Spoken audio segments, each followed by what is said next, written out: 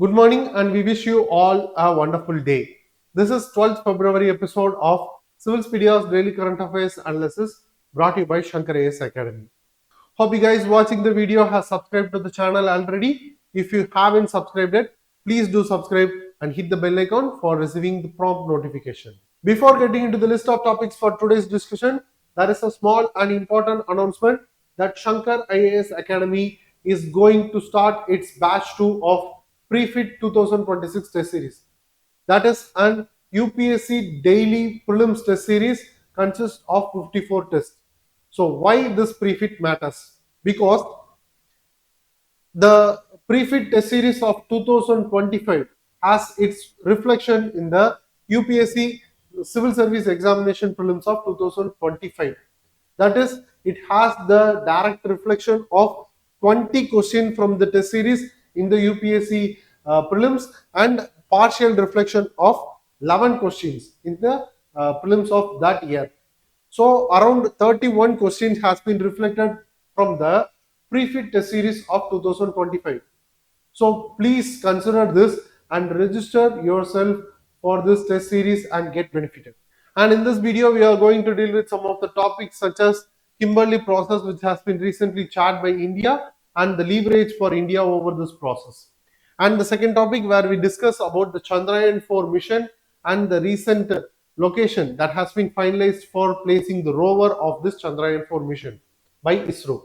And the third topic is about the Prime Minister's office recent directives over the questions that needs to be asked in the Lok Sabha.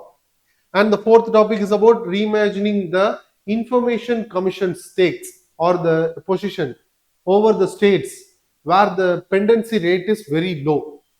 And the fifth topic is Prelims Focus. A chance for India to polish the Kimberley process. With this news article taken from The Hindu, we are going to get aware of the Kimberley process in detail. So what is Kimberley process? It is a multilateral certification mechanism to prevent the trade of conflict diamonds. So what is conflict diamonds? It is rough, unpolished or pre-polished diamonds. And this Kimberley process focuses on the same. And regarding its origin, in 2000, South Africa has initiated a dialogue to prevent the trade of conflict diamonds. And later, it got shaped in the year of 2000 between the negotiation that has happened between 37 signatory parties and got formally established or formally launched as Kimberley Process Certification Scheme in 2003. And the primary objective of this Kimberley Process Certification Scheme is to prevent the diamonds from being used by the rebels or insurgent groups, or and also to prevent the finance for war against the legitimate governments. And who are all the members in the year of 2026? As we said earlier, it was negotiated between 37 signatory parties in the year of 2003. But as of now, it has around 60 participants representing 86 countries, which accounts for more than 99.8%, approximately to the around 99.8% of the global rough diamond production. So these participants or this country's participants wholly account for around 99.8% of global rough diamond production, which is an important fact. So it can be asked in a UPSC prelim statement. It may be deceptive in appearance, it is fact. And how the Kimberley process works. First, it has a certification mechanism in the name itself. So how the certification mechanism works? Every shipment of the consignment having the rough diamonds or the unpolished diamonds must have to be sealed in tamper resistant containers, and it also been accompanied by a KP certificate, that is Kimberley Process Certificate, and the trade allowed only between the Kimberley process compliant members. So it is one of the important fact, the trade has to be allowed only between the members or the compliant members who are the participant of this Kimberley process. And obligation of the participants from the participant side by the Kimberley process, it has to be national implementation of this Kimberley Process Certification Scheme, and it also accounts for the shares accounts to share the statistical data on production as well as trade related to this unpolished diamonds, and it also enforces the regulations that are internal in nature. The participants are subject to control their own production as well as the supply chain within the internal control. And the structure of this Kimberley process is of tripartite in nature, which involves governments, diamond industries, and organizations and civil societies. So, India's position in global diamond trade, which is also an important fact, that 2026 as India is the chair person of the or India is the India has chaired the Kimberley process by the year of 2026, and it is not a major producer of rough diamonds. So it is also an important fact. And India imports for around 40% of the global rough diamonds, and it is the world's largest cutting and polishing hubs. It is India is considered as the world's largest cutting and polishing hub for value adding the unpolished diamonds. So, with respect to the production of rough diamonds in India, it was restricted to the specific parts of Madhya Pradesh, and this India has account for around merely 0.4 percentage. If I'm right, it was 0.4 percentage of the global rough diamond production, which is very meager in production of rough diamonds by India. And the major centers for the cutting and polishing of rough diamonds will be done in India in Surat and Mumbai. And India re-exports the unpolished diamonds as well as the polished diamonds to the USA, United Arab Emirates, China, Hong Kong, and Israel. And who are all the major rough diamond producers or the conflict diamond producers, or countries accounting for more than 85% of the rough diamond production involves Angola, Botswana, Canada, Democratic Republic of Congo, Namibia, and Russia. And apart from this, Canada and Russia, either all the other four countries are subject to the continent of Africa. So, what is the criticism that is behind the Kimberley process at present? It has only provided a narrow definition for conflict diamonds, which only includes the financial mechanism associated with the trade of conflict diamonds. But it does not include the state-sponsored violence or human right abuses, because a trafficked person or the child who is of very matured, not matured in nature, or subject to mining this unpolished diamonds, which is subject to human rights abuse and environmental harm or child labor in artisanal mining, are being excluded in this definition. And regarding the decision making with this Kimberley process body, it operates by the mechanism of consensus. The decisions are taken by the consensus mechanism, and any member can block the decision arbitrarily, which is a political veto. So this is an important fact to get noted. And regarding the decision making, as we said, as we seen earlier, it operates to consensus, and any member can block the decision. For example, Central African Republic got suspended because of the unmaintenance of the supply chain, because of the rebel groups trade in conflict diamonds. It got suspended in the year of 2013, but later it got rejoined in the Kimberley process in the year of 2024. And moving to the question, consider the following statement regarding the Kimberley process. The first statement, it regulates the trade of polished diamonds.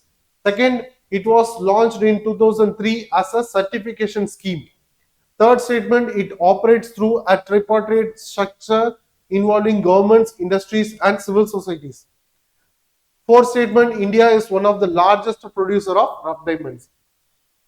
Which of the statements given above are correct? So by this question, the first statement was incorrect because it regulates the trade of unpolished diamonds or conflict diamonds, not the polished diamonds. And the fourth statement is also incorrect because India is not the largest producer of this rough diamonds. So the answer will be option 2 and 3 only. Yes, option C is the answer. Let's check. Yes, it's time to move to the next topic. Recently, ISRO has identified an optimal site for the soft landing of Chandrayaan-4 lander. With this news article taken from The Hindu, we are going to discuss about the mission and also about the site in detail. And about the mission, it was approved by the Union government and it was planned to get launched in the year of 2028. And this Chandrayaan-4 mission is an lunar sample return mission. The primary objective is to successfully collect and return the sample back to the Earth. And it specifically focuses over the moon's south pole region for the collection of sample and taking it back to the Earth. And it will be the India's most complex lunar endeavor so far. And about the location, the landing site will be selected in the moon's south polar region. And the region is known as Mons Mountain, which is a massive flat-topped mountainous terrain in the south pole region of moon. And it was also very important to get noted that it was named after the NASA's mathematician Melba Roy Mountain. So after careful and intense assessment of this region, ISRO has shortlisted 4 regions of this zone, which is listed as MM1, MM3, MM4 and MM5. So out of which the MM4 has been selected as an optimal site for the soft landing of Chandrayaan-4 lander. Why? Let's see. So this MM4 has been selected as an optimal site because it is considered to be the least hazardous terrain after careful and intense assessment. And it also in this zone 1 kilometer into 1 kilometer with a stretch of 1 kilometer to 1 kilometer has been assessed with having the mean slope, which is also a supporting feature for the soft landing, which is the mean slope of around 5 degrees, which supports the soft landing, and it has the mean elevation of around 5,334 meter. And it also has the maximum number of hazard-free grids of 24 meter into 24 meter size. So these are all the factors that makes the MM4 region or the MM4 site as a potential and optimal soft landing site on the moon's south pole region. And it was analyzed, and this as I said earlier, the 4 sites which has been shortlisted by the ISRO earlier was categorized or characterized with respect to the terrain characterization using the orbiter high resolution camera datasets. So about the mission architecture, what is the Chandrayaan-4 mission has? It has propulsion module. It consists of 5 modules, that is propulsion module, descender module, ascender module, transfer module and re-entry module. So about the landing mechanism in the moon's south pole region, that is specifically to the MM4, it will be using, this mission will be using the descender module and ascender module as combined to get the more stability over the region, to have a soft landing over that zone. So this descender module plus ascender module has been combined to generate adequate capability and also stabilization to this mission for the soft landing. And this ascender module will lift off from the lunar surface along with the samples. So this ascender module will collect the sample and get the lift off. And the re-entry module, which is also playing a key vital role, which will return the sample back to the earth. So why this lunar south pole is important to get assessed? It is because we can easily infer about the permanently shadowed region, because the MM4 that we have seen earlier is located adjacent to this permanently shadowed region. So we can easily assess this region, and there we can also infer and assess about the possibility of presence of water ice over that region. And we can also study about the records of solar system evolution or the earlier solar system, and about the global context or the missions that has been taken by the various organizations of various countries, such as USA's Artemis mission or the Artemis program with respect to moon, and China's Chang'e mission, that is also a mission to moon, and Russia's mission to moon was Lunar mission. So these are all the important facts to get noted. And about the India's Chandrayaan-3, what it made. The first soft landing near the lunar south pole was done by India using the Chandrayaan-3. And what are the successful or the missions taken over the moon by India? First is the Chandrayaan-1, which was undertook in the year of 2008, which places successfully the orbiter over the moon's atmosphere. And by the orbiter, we confirmed the presence of water molecules in moon. And the second mission is Chandrayaan-2, which was undertook in the year of 2019, which is a combination of both orbiter and lander, and where the orbiter has been successfully deployed, but the lander got crashed, where we cannot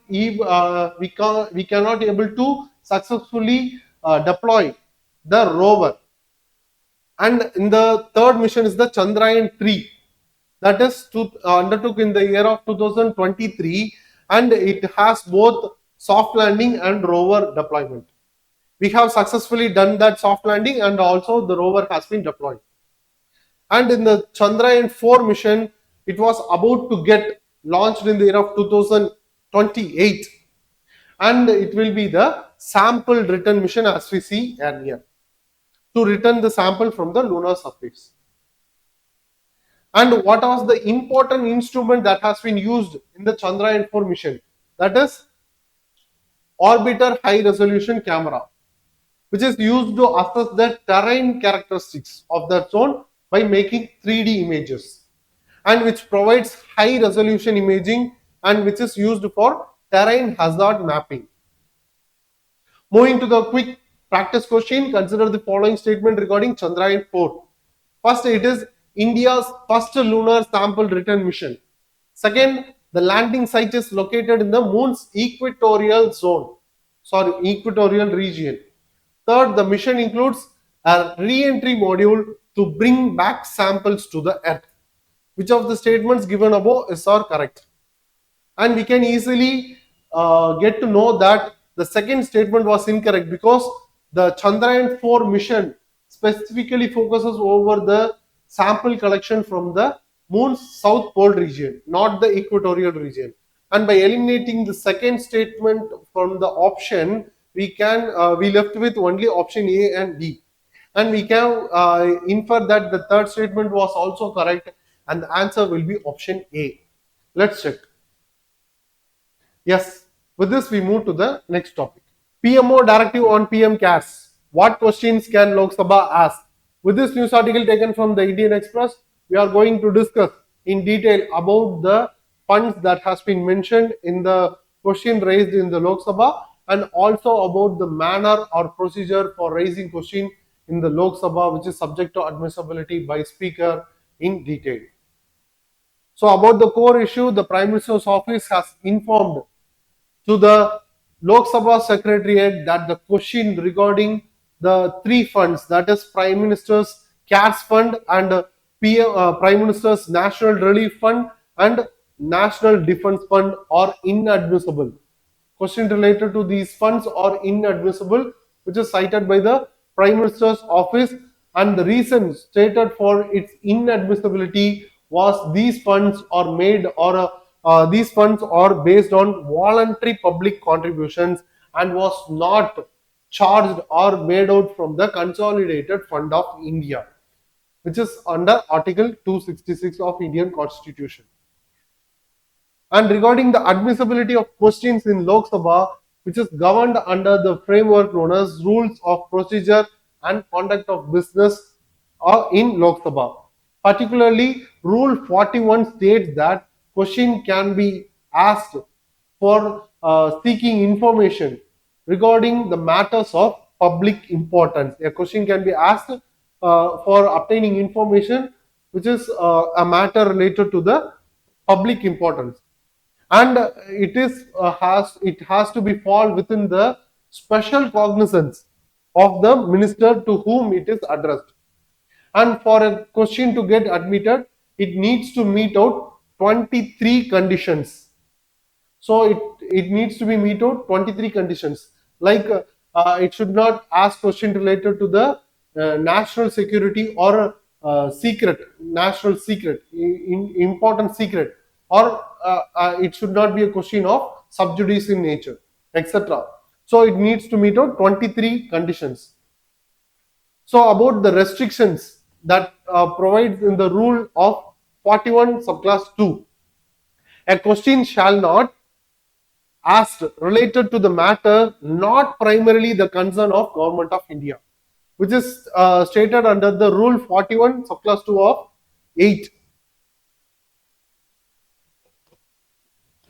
And the second is the concern, or the question shall not asked related to the concerned bodies or institutions that are not primarily responsible to Government of India, which deals with the article of 41 subclass 2 of 17. And it also should not ask or raise question related to the informations regarding the revealing of official secrets or be an sub judice in nature. And who is the decision making authority for its admissibility? It initially scrutinized by the Lok Sabha Secretariat for its admissibility, but the overall power or the final decision making authority will be the speaker of the Lok Sabha, who is the final authority to decide on the admissibility of the question in Lok Sabha. So what are the three funds that has been mentioned recently in this question that has been raised regarding the Prime Minister's office? So the first fund is the PM CARES Fund, which got established in March 27 of 2020, and it is registered as a public charitable trust under the Registration Act of 1908. And the primary purpose of this fund creation is that it utilizes the resources for national emergencies, especially for example COVID-19. And about the other two funds are the Prime Minister's National Relief Fund. It got established in the year of 1948, and the primary purpose of this fund, it was initially utilized its resources for the rehabilitation of refugees from Pakistan. But now, at present, it got used its resources for the person or the individual who got affected by the major natural calamities or major accidents or in riots. And regarding the National Defence Fund, the primary purpose is to utilize the resources for the welfare of armed forces personnel and their dependents. And it got administered by an executive committee which is chaired by the Prime Minister of India. And regarding the constitutional and financial context that has been mentioned in the news, first is the Consolidated Fund of India, which is established under the Article 266 subclass 1, and all government's revenues are credited under the Consolidated Fund of India. And for the expenditure that has been made out or charged from the Consolidated Fund of India requires Parliament's approval.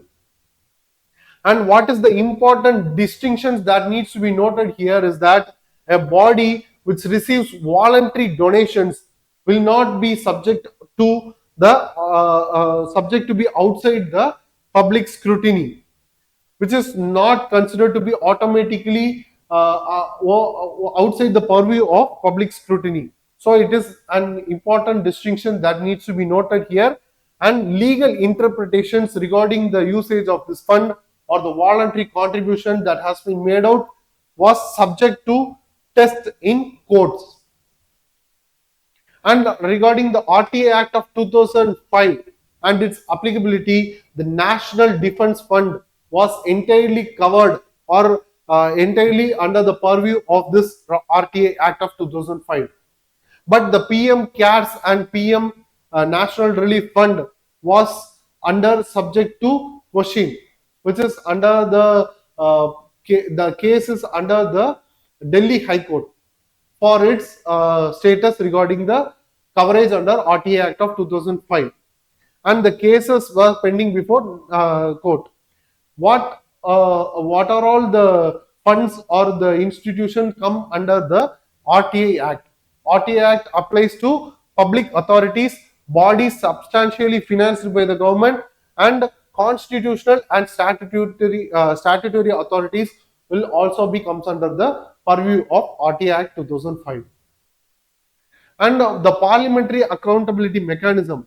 What happened after the question raised in the Lok Sabha being admitted?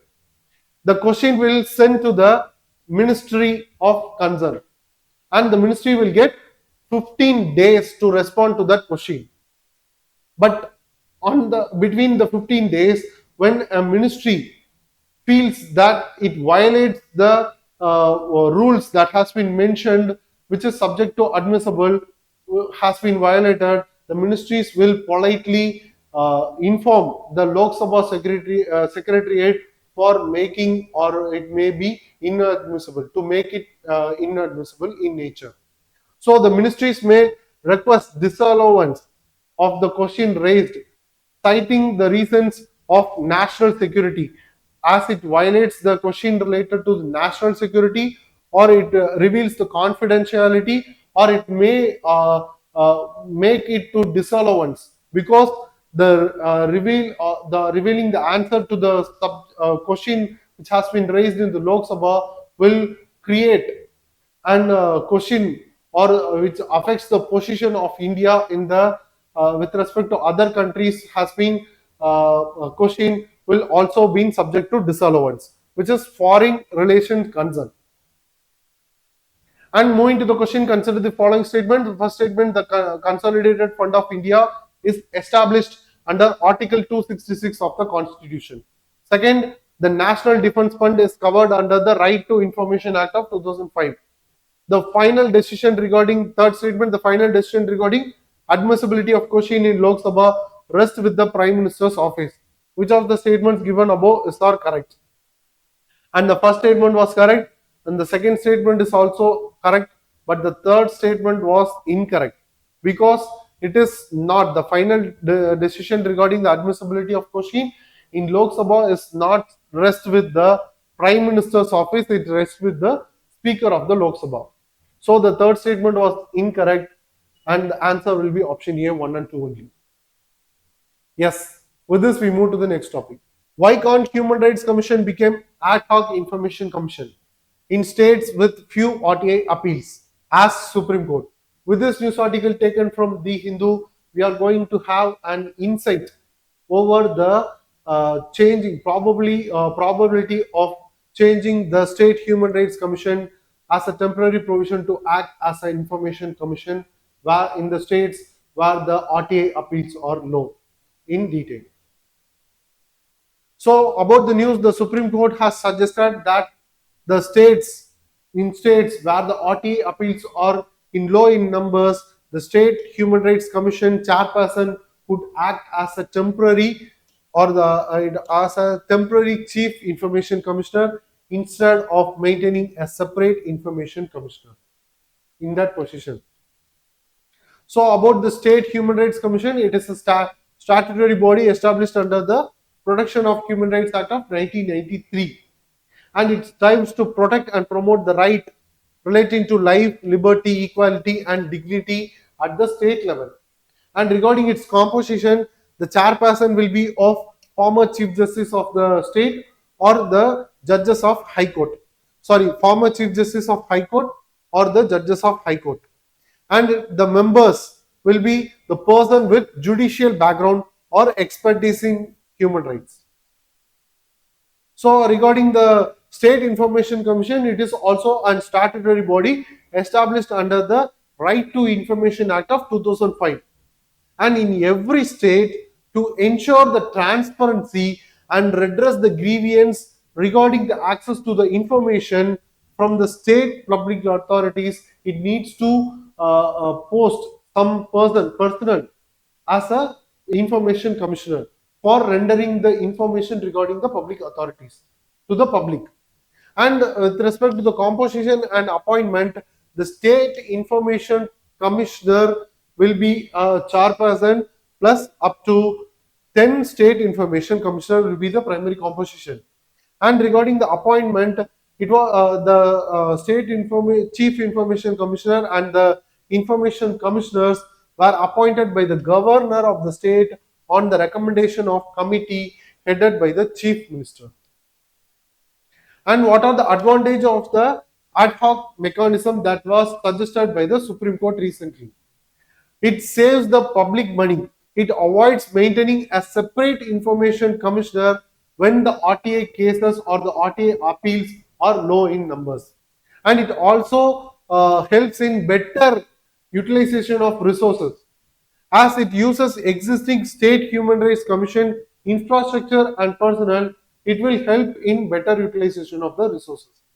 And it also prevents the redundancy, which avoids underutilized institution in low appeal states.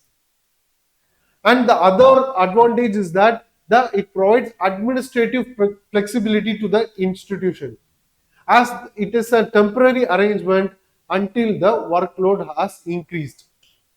And it also ensures the continuity in the dissemination of information as well as the maintenance of human rights over the state.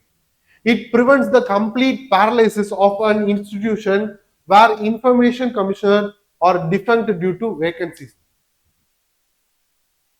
And what are the probable disadvantages of implementing such ad hoc mechanism? First is that it dilutes the independence of the institution, as the information commissions are meant to function as independent statutory bodies, not as a collaborative body. So it infringes the independence of that institution. And it also diverts the focus, as it cannot balance both the organization or institution at the same time. So it infringes or it affects the balance of the State Human Rights Commission, may have the overburden and affects both RTI as well as human rights cases. And it also weakens the transparency of dissemination of information by treating RTI as a temporary ad hoc mechanism may undermine the Right to Information Act of 2005. So other disadvantage is that it masks the governance failure. So it can easily use as a tool to mask their failure. And it also low appeals may be due to the vacancies, not due to less demand. And also has the question over the legal concern regarding the ad hoc provisions that has been suggested. What is the legal concern? It may conflict with the statutory mandate of separate information commission under the RTI Act. So it directly questions the provision that has been made out in the RTI Act. So what are the possible recommendation or suggestions? Ensure timely appointments, fill vacancies in the Information Commission transparently and promptly will ensure the confidence over this institution. And case-based rationalization is also an important suggestion or recommendation. Assess workload scientifically before restructuring the institution will provide a viable result. And temporary and safeguarded mechanism, if adopted, if this ad hoc mechanism has been adopted, it clearly defines the limit to protect the independence of that institution separately. And we also have to give more focus to the strengthening of RTI awareness, which is also important to maintain the dissemination of information to the public as the forefront. So this RTI awareness increase the public awareness to improve the utilization of the RTI Act. And the other recommendation is the digital reform. We have to promote the e-filing and online hearing to reduce the cost without weakening the autonomy of these institutions. So moving to the mains practice question, financial prudence cannot come at the cost of institutional independence. In the light of Supreme Court's suggestions to make the State Human Rights Commission acts as ad hoc information commissions critically examined. And it is a 15 mark question. We need to answer within 250 words. Please take this question and post your answers in the comment section. We will be happy to evaluate your answer and give the feedback in the comment section itself. With this, we move to the Prelims Focus. In this section of today's Prelims Focus, we are going to discuss about the single news article on the discovery of a new dragonfly species from Kerala, and it is Lyriothemis keralensis. Let's know more about this in detail. So about Lyriothemis keralensis, the common name was Slender Bombardier, and it belongs to the genus of Lyriothemis. It was kept in this genus because this genus contains various colorful dragonflies. And about its discovery, it was first spotted in the year of 2013 in Varapetti, near Kothamangalam region of Ernakulam district, Kerala. And earlier it was misidentified or confused with the similar species because of the color similarity and bodily feature. It was misidentified with Lyriothemis acigastra or little blood-tailed, which is also an species from the odonate family found widely and extensively in the northeastern parts of India. And after careful anatomical experiments and research over its anatomy, it was identified as a single new species. And about its habitat, it habitat primarily is of vegetated pools and irrigated canals found within the well-shaded pineapple and rubber plantation, which is an important fact for our UPSC prelims. So kindly note that. And about the distribution of the species, it is found in the low-lying coastal plains of Kerala, not the northeastern region. It is found in the low-lying coastal plains of Kerala, which is also important to get noted. And here we can see the clear image of this Lyriothemis keralensis. And about its characteristics, it has a unique characteristic feature such as sexual dimorphism. What is that? That is, male and females look different in color and body shape. And about its size, it was around 3 centimeter long. And what is the unique other feature that is associated with this species? Male and female are of different colors. Male are bright blood red with black markings, as we see in the earlier image. But females are yellow with black markings. So this is the common difference between the identification of male and female species. And the body shape is also different with respect to both male and female. Females are slightly bulkier than the male species, and males having a slimmer body, which is a slender body. So that only it was identified as with the common name that is Slender Bombardier. And the abdomen of this species male having a slender abdomen, so that it was named as Slender Bombardier. So about the behavior of the species, which is also an unique factor associated with this newly identified species, it is seasonal in nature, visible only during the southwest monsoon, which is also important, which is from late May to the end of August. And it is believed that it persists in the aquatic larval stage during the remaining months. Apart from the seasonal availability or seasonal visibility between the southwest monsoon, this species was believed to be in the aquatic larval stage during the remaining months. And the primary diet of this species, it feeds on insects like mosquitoes, flies, midges, moths and butterflies, and often catches their prey in the mid-air, which is also an unique feature. Moving to the question, with reference to the Lyriothemis Keralensis recently seen in news, consider the following statement. First statement, it belongs to the order Odonata, which includes dragonflies and damselflies. Second, it is widely distributed across northeastern India and Himalayan region.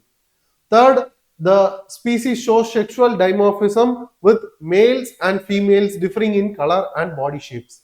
Which of the statements given above are correct? And by the discussion, we can easily able to arrive at the answer. If you know the answer, or please take this question and post your answers. Please let us know your answers in the comment section given below. With this, we came to the conclusion of this video.